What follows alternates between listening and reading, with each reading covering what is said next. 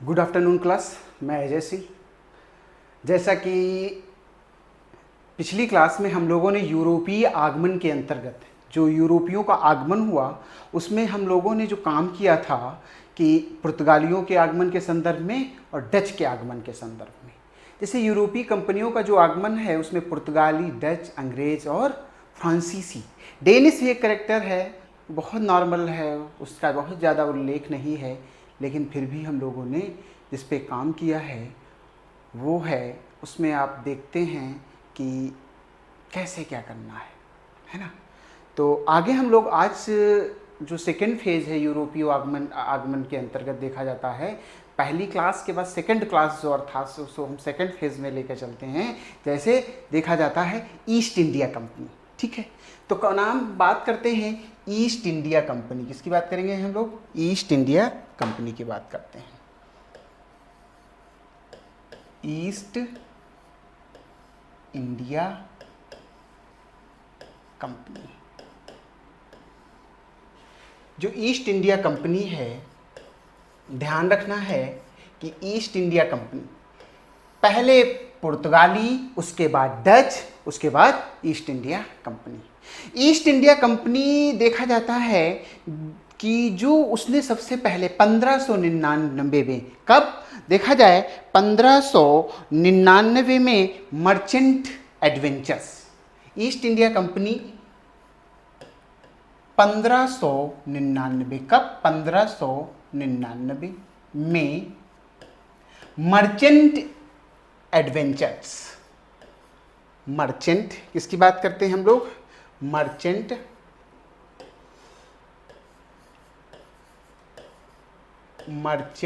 Adventures.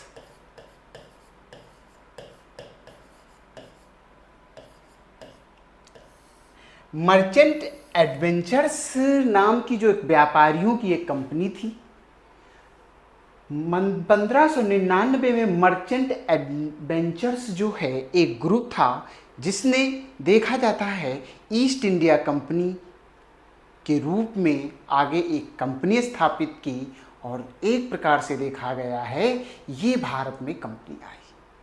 इसका merchant adventures जो थी उसका पूरा नाम आप देखते हैं, जिसका company governor and company, merchant adventures का जो पूरा नाम है आप देखेंगे कि गवर्नर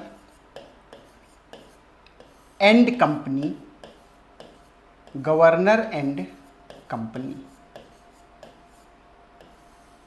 गवर्नर मर्चेंट एडवेंचर्स ने एक जो ग्रुप बनाया था उसका पूरा नाम था कि governor and company of merchant of London, of merchant of London, merchant of London. कहने का तात्पर्य है east India company 1599 merchant adventures जो एक ग्रुप है, क्या है ये? कि ग्रुप है, एक व्यापारियों का ग्रुप था जिसने देखा गया, इसको हम देखते हैं स्टार बना के, इसको इस पॉइंट हम देखें, जिसने एक कंपनी को स्टेबल किया जिसका नाम है governor and company of merchant of London, governor and the company of merchant of London, trading to the East Indies, trading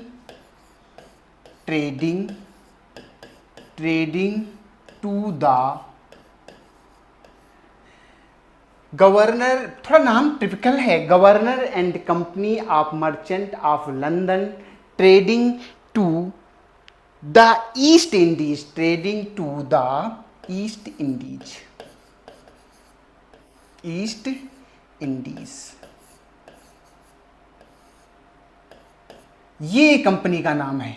जो आधे मर्चेंट एडवेंचर्स जो ग्रुप है एक व्यापारियों का ग्रुप है, इसने एक कंपनी स्थापित की जिसका नाम था governor and company of merchant of London, trading to the East Indies, trading to the East Indies. देखा गया है trading to the East Indies नामक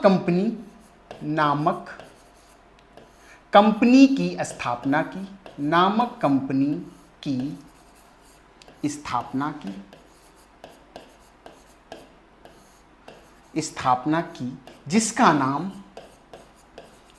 नाम ईस्ट इंडिया कंपनी पड़ा, जिसका नाम ईस्ट इंडिया कंपनी पड़ा, ईस्ट इंडिया कंपनी पड़ा, जिसका नाम ईस्ट इंडिया कंपनी पड़ा। अब देखिएगा, आपसे सीधे सवाल पूछा जाता है कि जो ईस्ट इंडिया कंपनी की जब बात करते हैं, किसकी बात करते हैं? East India company. यूरोपीय कंपनियों के आगमन में जो तीसरे फेज के अंतर्गत है ईस्ट इंडिया कंपनी। आपसे पूछा जाए ईस्ट इंडिया कंपनी का गठन कब हुआ, तो क्या बताएंगे? 1599 में।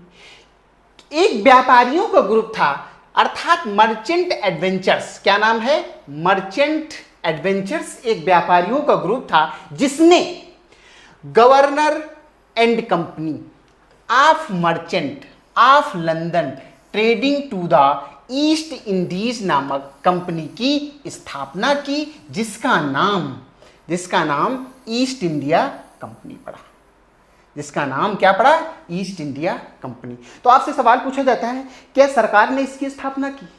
ब्रिटिश सरकार ने ईस्ट इंडिया कंपनी की स्थापना की कि मर्चेंट ऑफ एडवेंचर्स या व्यापारियों के ग्रुप ने इस कंपनी की स्थापना की? तो आपको ध्यान है, व्यापारियों का एक ग्रुप था जिसे मर्चेंट ऑफ एडवेंचर्स के नाम से जाना, मर्चेंट ऑफ एडवेंचर्स जो था, जिसने कंपनी का नाम दिया था governor and company of merchant of London trading to the East Indies, London trading to the East Indies, जो कंपनी थी स्थापित की गई, जिसका नाम ईस्ट इंडिया कंपनी पड़ा। तो आपसे पूछा जाएगा कि ईस्ट इंडिया कंपनी की स्थापना कब हुई? 1599। कब हुई थी? 1599 में। आगे आप देखते हैं 1599 में जब इस कंपनी की स्थापना हुई तो 31 दिसंबर 1600, कब? 31 दिसंबर 1600 ईस्वी में। नोट पॉइंट देंगे, 31 दिसंबर,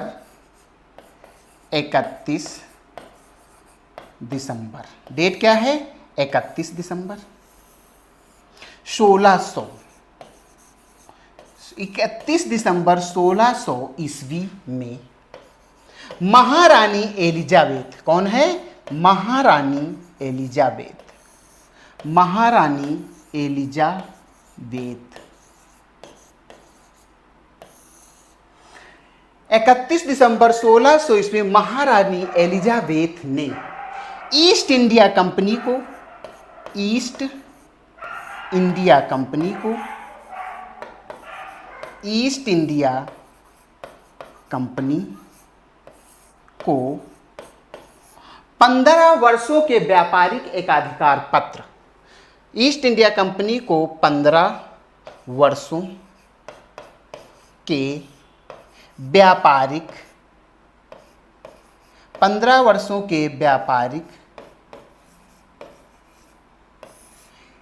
31 दिसंबर 1600 ईस्वी में महारानी एलिजाबेथ ईस्ट इंडिया कंपनी को 15 वर्षों के व्यापारिक एकाधिकार पत्र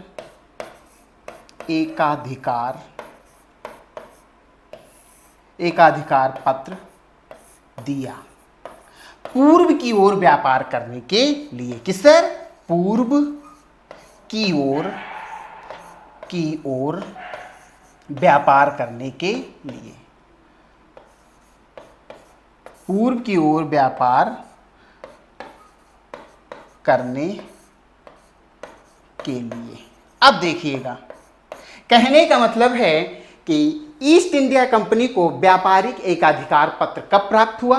तो ईस्ट इंडिया कंपनी को 31 दिसंबर 1600 ईस्वी में महारानी एलिजाबेथ ने ईस्ट इंडिया कंपनी को, महारानी एलिजाबेथ ने ईस्ट इंडिया कंपनी को 15 वर्षों के व्यापारिक एकाधिकार पत्र, 15 वर्षों के व्यापारिक एकाधिकार पत्र, 15 वर्षों के व्यापारिक एकाधिकार पत्र दिया, पूर्व की ओर व्यापार। देखो, जब ईस्ट इंडिया कंपनी का गठन हुआ था, ध्यान रखना है, महारानी एलिजाबेथ का जो आज्ञा पत्र था कि आप पूर्व की ओर व्यापार करेंगे, आपको यह व्यापारिक एकाधिकार पत्र सिर्फ 15 वर्षों के लिए दिया जा रहा है। कितने वर्षों के लिए दिया जा रहा था? 15 वर्षों के लिए दिया जा रहा है। 15 वर्षों के लिए व्यापारिक एकाधिकार पत्र दिया गया। तो आपसे पूछा जाए, ईस्ट इंडिया कंपनी का गठन 1599 में। ईस्ट इंडिया कंपनी को ब्रिटिश सरकार के द्वारा व्यापारिक एकाधिकार पत्र कब मिला? 31 दिसंबर 1600 में। किस सवाल पूछा जाता है, जब व्यापारिक एकाधिकार पत्र मिला पूर्व की ओर व्यापार करने के लिए ईस्ट इंडिया कंपनी को कितने वर्षों के लिए? 15 वर्षों के लिए। आपको इस चीज को गौर करना होगा और इसको अंडरलाइन करना होगा कि 31 दिसंबर 1600। कब? 31 दिसंबर 1600। महारानी एलिजाबेथ किसके द्वारा? आपको यह ध्यान रखना है कि महारानी जो एलिजाबेथ हैं, किसके द्वारा? महारानी एलिजाबेथ। सवाल पूछा महारानी एलिजाबेथ प्रथम की द्वितीय, तो महारानी एलिजाबेथ प्रथम है, ध्यान रखना इस चीज को, ये स्लिप हुआ था। महारानी एलिजाबेथ प्रथम ने ईस्ट इंडिया कंपनी को 15 वर्षों के लिए व्यापारिक एकाधिकार का पत्र प्रदान किया। किसको? ईस्ट इंडिया कंपनी को। कितने वर्षों का? 15। तो सवाल पूछा जाता है कितने वर्षों का व्यापारिक एकाधिकार पत्र प्राप्त हुआ? तो कितने, क्या बताएंगे? 15 वर्षों। किसने दिया था? महारानी। महारानी, जब ईस्ट इंडिया कंपनी का गठन हुआ उस समय महारानी कौन है? एलिजाबेथ प्रथम। कौन है? एलिजाबेथ प्रथम है। कितने वर्षों का व्यापारिक एकाधिकार पत्र मिला उनको? 15 वर्षों के लिए व्यापारिक एकाधिकार पत्र प्राप्त हुआ। कहां की ओर व्यापार करने के लिए? पूर्व की ओर व्यापार करने के लिए। क्लियर है? तो पहला, ईस्ट इंडिया कंपनी गठन 1599। व्यापारियों का समूह मर्चेंट ऑफ एडवेंचर्स। कंपनी का नाम था governor and company of merchant of London trading to the East Indies नामक कंपनी की स्थापना की, जिसका कालांतर में नाम रखा गया था east India company. East India company को पूरी तरह से मान्यता कब मिली? 31 दिसंबर 1600 में महारानी एलिजाबेथ प्रथम के द्वारा ईस्ट इंडिया कंपनी को 15 वर्षों के लिए व्यापारिक एकाधिकार पत्र प्राप्त हुआ। क्लियर है? आगे चलते हैं। अब ध्यान देना है, सवाल पर जब ईस्ट इंडिया कंपनी का गठन हुआ उस समय मुगल बादशाह कौन था? तो आपको ध्यान रखना है, east India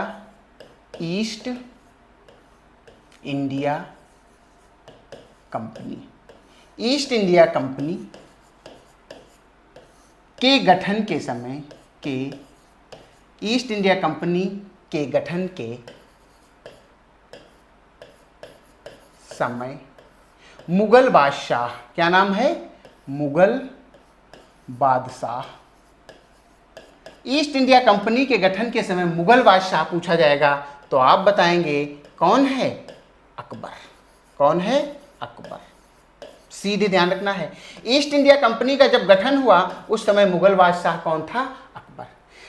east India company के गठन के समय मुगल बादशाह अकबर था और ईस्ट इंडिया कंपनी के गठन के समय महारानी पूछा जाता है। एक बार फिर से रिपीट हो जाएगा, महारानी पूछा जाएगा तो क्या बताएंगे? एलिजाबेथ प्रथम। कौन है? एलिजाबेथ प्रथम। दोनों पॉइंट नोट करना, एलिजाबेथ प्रथम और अकबर, जिसका नाम था जलालुद्दीन मोहम्मद अकबर। जब ईस्ट इंडिया कंपनी का गठन हुआ तो मुगल बादशाह पूछा जाएगा, अकबर है, और ईस्ट इंडिया कंपनी के गठन के समय महारानी पूछा जाएगा तो कौन है? एलिजाबेथ प्रथम है। आपको ये ध्यान रखना है। क्लियर है? सवाल पूछा जाता है जब ईस्ट इंडिया कंपनी भारत आई, इसी में एक सवाल बनाएंगे हम लोग, east India company, flow chart देंगे, ईस्ट इंडिया कंपनी जब भारत आई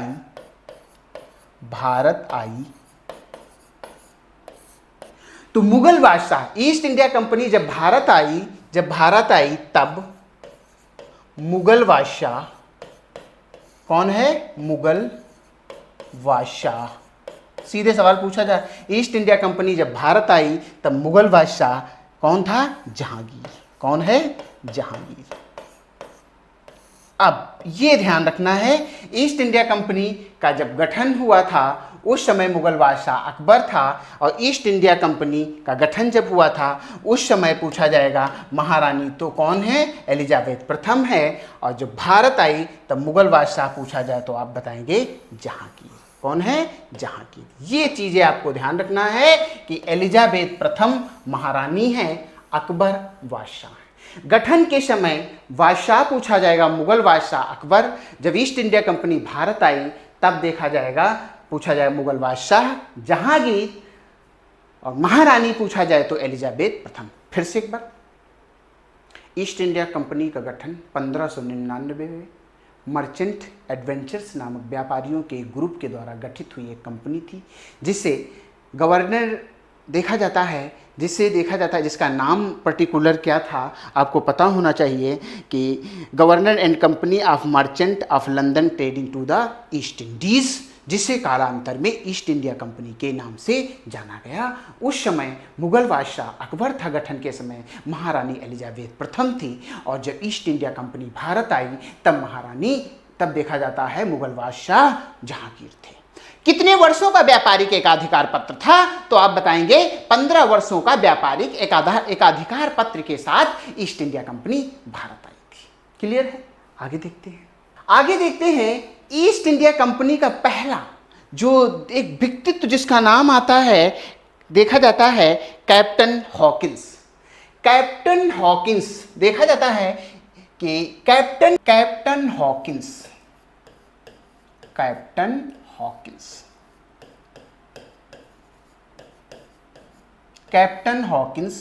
जेम्स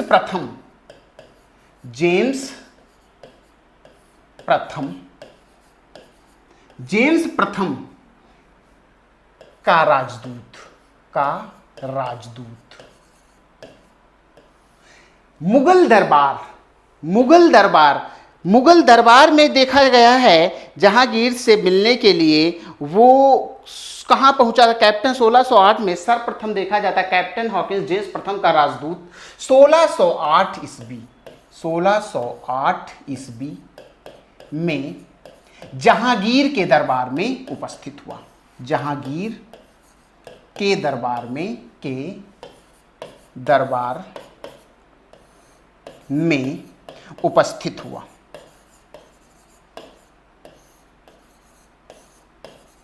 अब देखो, सीधे सवाल पूछा जाता है कैप्टन हॉकिंस किसका राजदूत था? जेम्स प्रथम। ध्यान रखना है, जेम्स प्रथम का राजदूत था। कब आया? 1608 ईस्वी में। किसके? जहांगीर के दरबार में उपस्थित हुआ, और जहांगीर से इसने फारसी भाषा में बात की, और इसके साथ साथ जहांगीर इससे प्रभावित हुआ, और प्रभावित होने के साथ साथ जहांगीर ने कि भारत में देखा गया कि कोठी या दुर्ग या कारखाना स्थापित करने की अनुमति दी। कहने का मतलब है, सवाल पूछा जाता है कैप्टन हॉकिंस भारत कब आया? कैप्टन हॉकिंस 1608 में, जेम्स प्रथम का राजदूत 1608 ईस्वी में जहांगीर के दरबार में उपस्थित हुआ। किसके दरबार में उपस्थित हुआ है? जहांगीर के दरबार में उपस्थित हुआ था। इसके साथ साथ देखा जाता है कि नोट पॉइंट देंगे 1609 ईस्वी में ईस्ट इंडिया कंपनी, बहुत इंपॉर्टेंट, 1609 ईस्वी में ईस्ट इंडिया कंपनी के व्यापारिक एकाधिकार पत्र को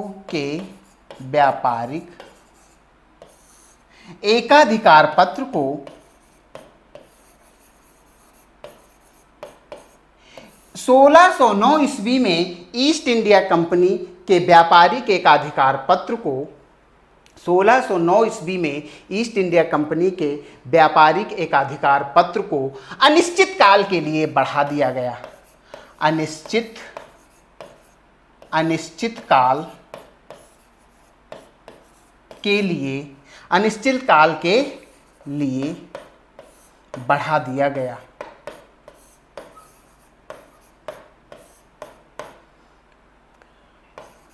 सीधे सवाल पूछा जाता है कि जो 15 वर्षों का व्यापारिक एकाधिकार पत्र प्राप्त हुआ था उसे कितने वर्षों के लिए बढ़ा दिया गया? तो आपको ध्यान देना है, 1609 ईस्वी में ईस्ट इंडिया कंपनी के व्यापारिक एकाधिकार को अनिश्चित काल के लिए बढ़ा दिया गया। तो आपको ध्यान रखना है कब से कब तक पूछा जाएगा, तो आप बताएंगे अनिश्चित काल के लिए बढ़ा दिया गया था। ठीक है, तो आपको आगे चलते हैं, देखते हैं कि कैप्टन हॉकिंस किसका राजदूत? जेम्स प्रथम का राजदूत। कब आया? 1608 में आया। किसके दरबार में आया? जहांगीर के दरबार में आया। जो 15 वर्षों का व्यापारिक एकाधिकार पत्र था उसको कब तक बढ़ाया था? 1609 ईस्वी में ईस्ट इंडिया कंपनी, जो देखा जाता है east India company, east India company के व्यापारिक एकाधिकार पत्र को अनिश्चित काल के लिए, सीधे सवाल पूछा जाता है, जो 15 वर्षों का व्यापारिक एकाधिकार पत्र कंपनी को प्राप्त हुआ था वो अनिश्चित काल के लिए कब बढ़ाया गया था? तो 1609 ईस्वी में। आगे देखते हैं। East India company, east India company, east India company ने 1613 ईस्वी में, ईस्ट इंडिया कंपनी ने 1613 ईस्वी में, ईस्ट इंडिया कंपनी ने 1613 ईस्वी में, कब? ध्यान रखना इस चीज को, ईस्ट इंडिया कंपनी ने 1613 ईस्वी में, सन बहुत इंपॉर्टेंट है। 1613 ईस्वी में प्रथम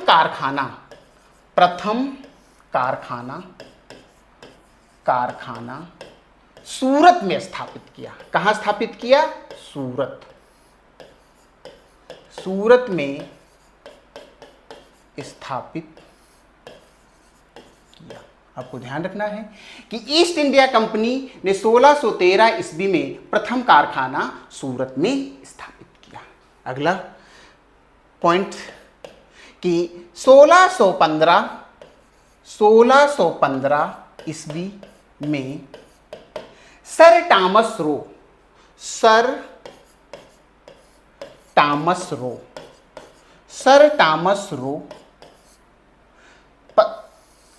1615 ईस्वी में सर टॉमस रो, देखा गया कि एक और राजदूत जो था सर टॉमस रो, 1615 ईस्वी में सर टॉमस रो देखा गया कि वो जहांगीर के दरबार में उपस्थित हुआ।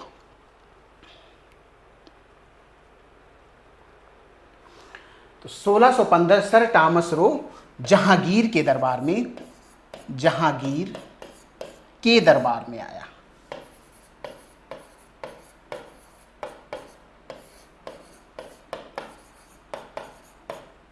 आपको ध्यान रखना है, ईस्ट इंडिया कंपनी ने 1613 इसमें प्रथम कारखाना सूरत में स्थापित किया।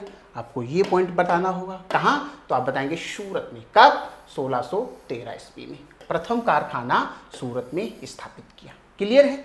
1615 ईस्वी में सर टॉमस रो जहांगीर के दरबार में आया, और जहांगीर के दरबार में आया इसने कई व्यापारिक छूटें प्रदान की। जहांगीर से बात करें, बताया जाता है उनके दरबार में उपस्थित हुआ और जहांगीर से प्रभावित हुए और व्यापारिक छूट उसको दी। कई क्षेत्रों में इसको व्यापारिक देखा, कई क्षेत्रों में इसको व्यापारिक छूट दी। जिस प्रकार देखा गया इसके तहत ईस्ट इंडिया कंपनी का एक ग्रोथ मॉडल जो बढ़ता गया। क्लियर है?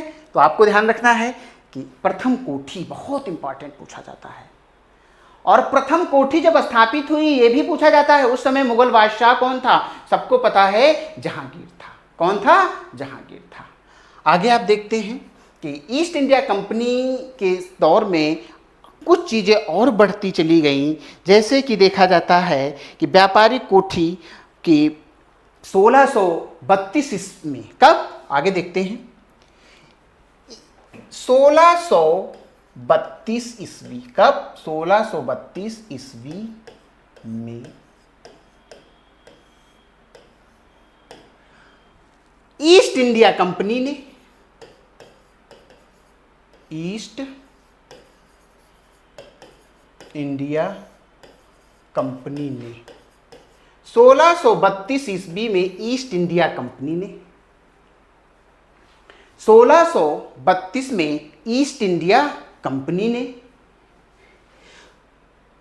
ईस्ट इंडिया कंपनी गोलकुंडा के सुल्तान से, कहां से के? गोलकुंडा, ध्यान रखना, गोलकुंडा के सुल्तान से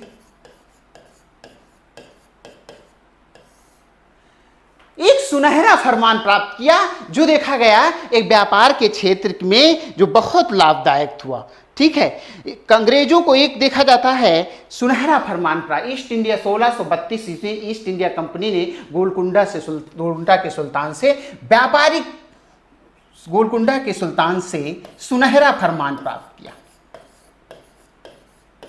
सुनहरा फरमान प्राप्त किया। तो 1632 ईस्वी में ईस्ट इंडिया कंपनी ने गोलकुंडा के सुल्तान से सुनहरा फरमान प्राप्त किया। अर्थात सुनहरा फरमान का मतलब है व्यापारिक छूट थी। क्या थी? सुनहरा फरमान। सीधे सवाल पूछा जाता है, सुनहरा फरमान, एक गोल्डन अपॉर्चुनिटी आई। जो सुनहरा फरमान की बात करते हैं, क्या बात करेंगे? एक गोल्डन अपॉर्चुनिटी आई जिसके तहत देखा गया कि व्यापारिक छूट। ईस्ट इंडिया कंपनी गोलकुंडा के सुल्तान से सुनहरा फरमान प्राप्त किया जिसके तहत व्यापारिक सुविधा प्राप्त हुई। व्यापारिक सुविधा प्राप्त हुई।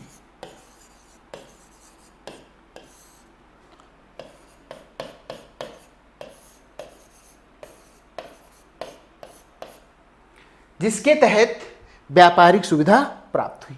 1632 ईस्वी में ईस्ट इंडिया कंपनी ने गोलकुंडा के सुल्तान से सुनहरा फरमान प्राप्त किया जिसके तहत व्यापारिक सुविधा प्राप्त हुई। आपको ये ध्यान रखना है कि किसके तहत?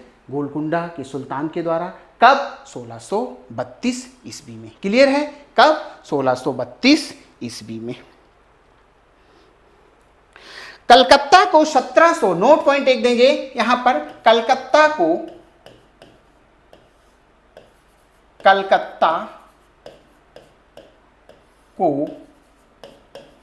1700 ईस्वी में, अभी इसको मत, कलकत्ता को 1700 ईस्वी में ध्यान रखना है बहुत। कलकत्ता को 1700 ईस्वी में प्रेसिडेंसी नगर, 1700 ईस्वी में प्रेसिडेंसी नगर घोषित किया गया। प्रेसिडेंसी नगर घोषित किया गया।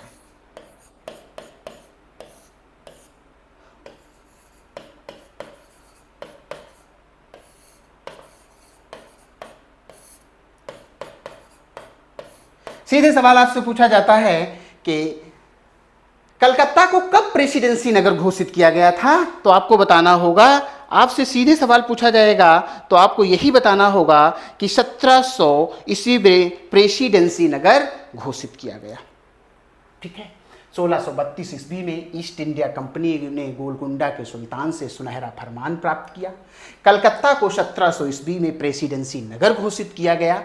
ये चीजें होती रही। आगे आप देखते हैं कि बहुत इंपॉर्टेंट मुगल बादशाह एक फर्रुखशियर आते हैं। फर्रुखशियर के समय बहुत चीज़ें लाभदायक हुई, खास करके ईस्ट इंडिया कंपनी को। 1717 ईस्वी में मुगल बादशाह फर्रुखशियर, मुगल बादशाह फर्रुखशियर,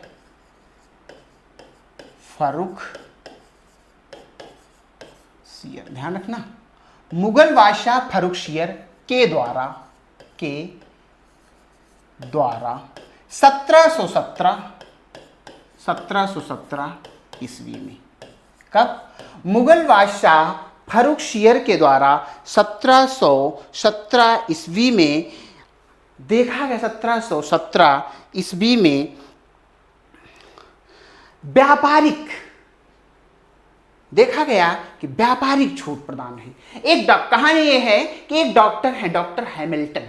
डॉक्टर हैमिल्टन ने इलाज किया था फर्रुखशियर का, जिससे फर्रुखशियर प्रभावित हुआ और प्रभावित होने के बाद व्यापारिक छूट प्रदान की। तो मुगल बादशाह फर्रुखशियर के द्वारा 1717 ईस्वी में व्यापारिक छूट प्रदान की गई। व्यापारिक छूट प्रदान की गई। तो मुगल बादशाह फर्रुखशियर के द्वारा 1717 ईस्वी में व्यापारिक छूट प्रदान की गई। ध्यान रखना है। मुगल बादशाह फर्रुखसियर के द्वारा 1717 ईस्वी में व्यापारिक छूट प्रदान की गई तथा बंबई में सिक्के ढालने का अधिकार दिया गया तथा बंबई में सिक्के ढालने का अधिकार दिया गया। ये सबको पता है व्यापारिक छूट प्रदान की गई थी, ठीक है, लेकिन ये नहीं, सिक्के डालने का, कहां, बंबई में सिक्के ढालने का अधिकार प्रदान किया गया। मुगल बादशाह के द्वारा 1717 में व्यापारिक छूट प्रदान की गई तथा बंबई में सिक्के ढालने का अधिकार प्रदान किया गया, जो समस्त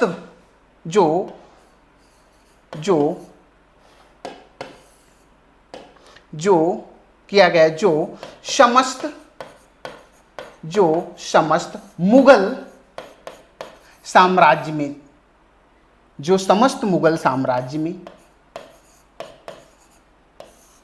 संचालित हो या समस्त मुगल साम्राज्य में चलाए जाएं।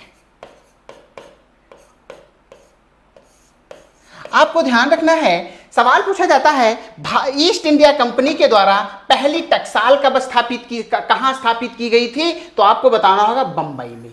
तो मुगल बादशाह फर्रुखसियर, क्या नाम है, फर्रुखसियर के द्वारा कब, 1717 ईस्वी में व्यापारिक छूट प्रदान की गई तथा बंबई में सिक्के ढालने का अधिकार प्रदान किया गया, जो समस्त मुगल साम्राज्य में चलाए जाएं, ये ध्यान रखना है कि व्यापारिक जो फरमान था 1717 ईस्वी में मुगल बादशाह फर्रुखसियर ने व्यापारिक छूट प्रदान की तथा बंबई में सिक्के ढालने का अधिकार प्रदान किया गया, जो समस्त मुगल साम्राज्य में चलाए जाएं। ये चीजें देखा गया बन करके आई।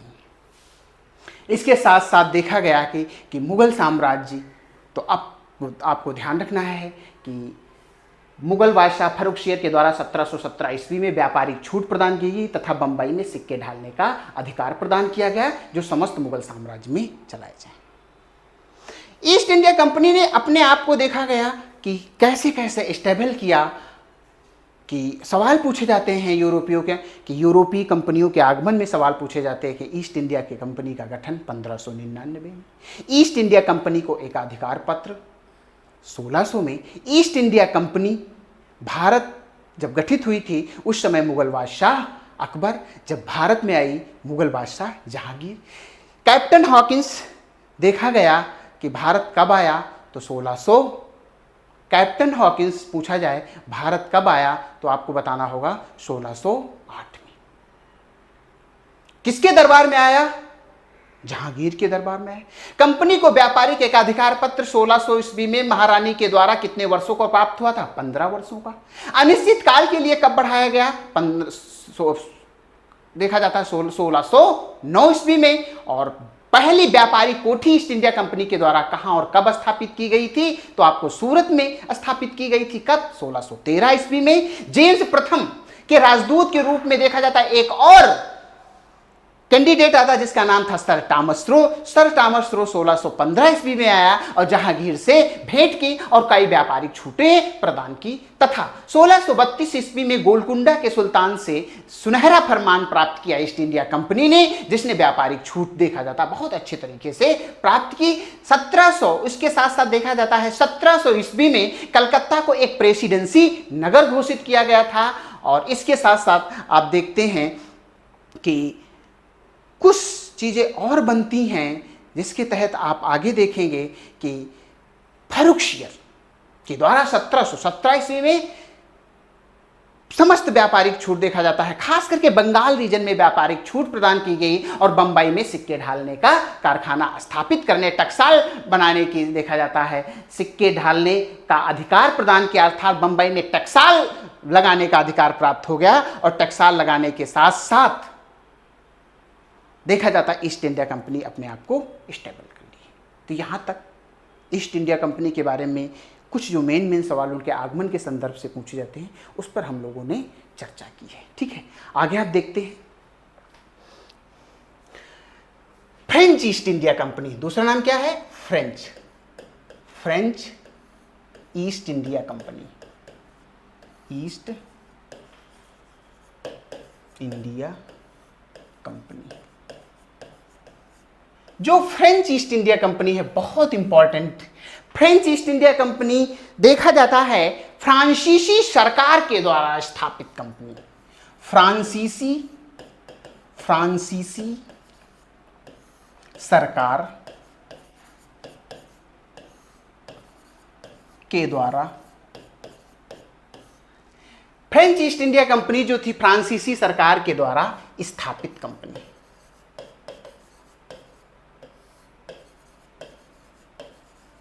अब देखो, फ्रेंच ईस्ट इंडिया जो कंपनी है फ्रांसीसी सरकार के द्वारा स्थापित। इन्होंने यूरोपीय कंपनियों में देखा जाता ईस्ट इंडिया कंपनी को फॉलो किया, वो जहां गई जैसा किया ऐसा ही इन्होंने करने की पूरी प्रासंगिकता सेट कर दी। तो फ्रेंच ईस्ट इंडिया कंपनी जो फ्रांसीसी सरकार के द्वारा स्थापित कंपनी थी, सबको पता है। फ्रेंच ईस्ट इंडिया कंपनी का गठन 1664 कब? 1664 ईस्वी में। फ्रेंच ईस्ट इंडिया कंपनी का गठन 1664 ईस्वी में। ध्यान रखना है, सीधे सवाल पूछा जाता है कि फ्रेंच ईस्ट इंडिया कंपनी का गठन 1664 ईस्वी में। फ्रांसीसी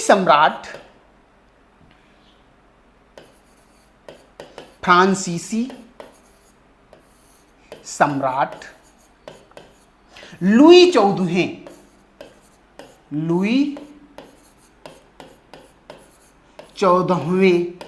फ्रांसीसी सम्राट लुई 14वें के मंत्री, फ्रांसीसी सम्राट लुई 14वें के मंत्री कॉलबर्ट,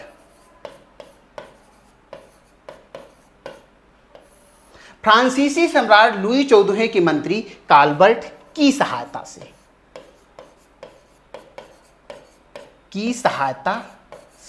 आपको ध्यान रखना है। फ्रेंच ईस्ट इंडिया कंपनी, बहुत इंपॉर्टेंट क्वेश्चन है कि फ्रेंच जो ईस्ट इंडिया कंपनी है, फ्रेंच ईस्ट इंडिया कंपनी फ्रांसीसी सरकार के द्वारा स्थापित कंपनी थी, जिसका गठन 1664 ईस्वी में। कब? 1664 ईस्वी में। फ्रांसीसी सम्राट कौन है उस समय? फ्रांसीसी सम्राट लुई 14वें के मंत्री कॉलबर्ट की सहायता से फ्रेंच ईस्ट इंडिया कंपनी फ्रांसीसी सरकार के द्वारा स्थापित कंपनी थी, का गठन 1664 ईस्वी में फ्रांसीसी सम्राट लुई 14वें के मंत्री कॉलबर्ट की सहायता से। क्लियर है? तो आपसे पूछा जाए कि फ्रेंच ईस्ट इंडिया कंपनी का गठन किसके द्वारा किया गया? फ्रांसीसी सरकार के द्वारा किया गया। कब किया गया था? 1664 में किया गया था, फ्रांसीसी सम्राट लुई 14वें के मंत्री कॉलबर्ट की सहायता से। क्लियर है? आगे देखते हैं कि फ्रेंच ईस्ट इंडिया कंपनी ने प्रथम कारखाना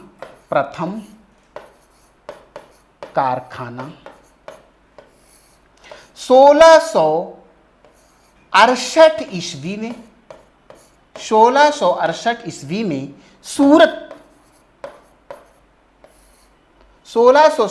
ईस्वी में सूरत में स्थापित किया।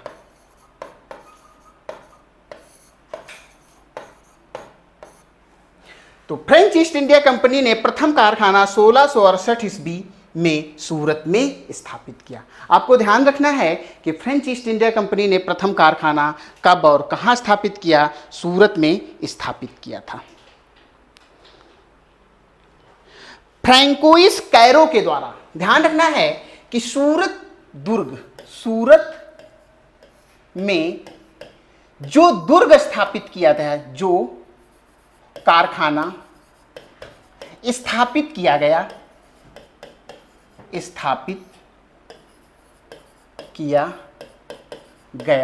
फ्रेंच कैरो के द्वारा, फ्रेंच कैरो के द्वारा, बहुत इंपॉर्टेंट है, फ्रेंच कैरो के द्वारा, कैरो के द्वारा।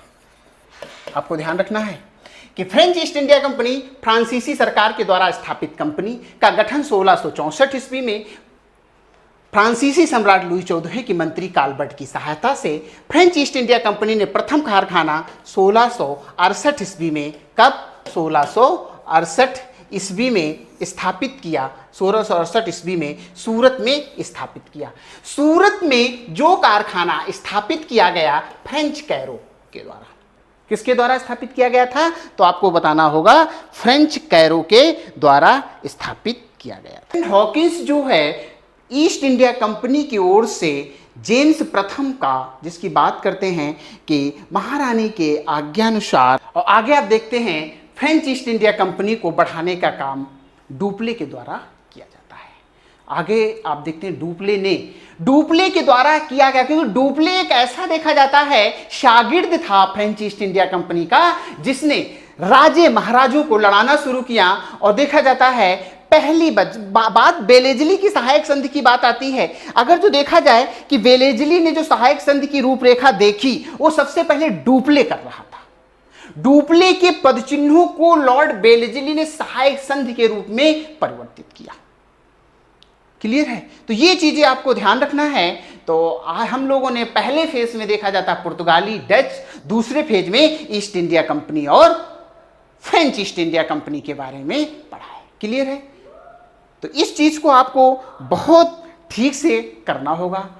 आगे आप देखते हैं कि ईस्ट इंडिया कंपनी के साथ साथ जब स्थापित हुई और फ्रेंच ईस्ट इंडिया कंपनी स्थापित हुई, इनके बीच देखा जाता है कई युद्धों का विवरण होता है। ईस्ट इंडिया कंपनी के साथ साथ आप देखेंगे कि बंगाल के नवाब और ईस्ट इंडिया कंपनी के बीच में बहुत सारी चीज़ें निकल के आती हैं। बंगाल के नवाब ईस्ट इंडिया कंपनी के बीच में जो एक सामंजस्य स्थापित होता है, उसमें आप देखेंगे चीज़ें कैसे कैसे बनती हैं। इन चीज़ों के तहत आप जब बात करते हैं कि ईस्ट इंडिया कंपनी और बंगाल के नवाब की बात करते हैं, तो सिराजुद्दौला के समय आप देखते हैं कि ईस्ट इंडिया कंपनी का डायरेक्ट इन्वॉल्वमेंट शुरू हो जाता है, जिसमें 1757 में प्लासी, 1764 में बक्सर के युद्धों के साथ ईस्ट इंडिया कंपनी ने अपनी आधारशिला तैयार कर ली थी। क्लियर है? तो बहुत छोटा लेक्चर, टॉपिक को हम लोग और करते हैं। Thank you. नेक्स्ट क्लास में मिलेंगे। नमस्कार।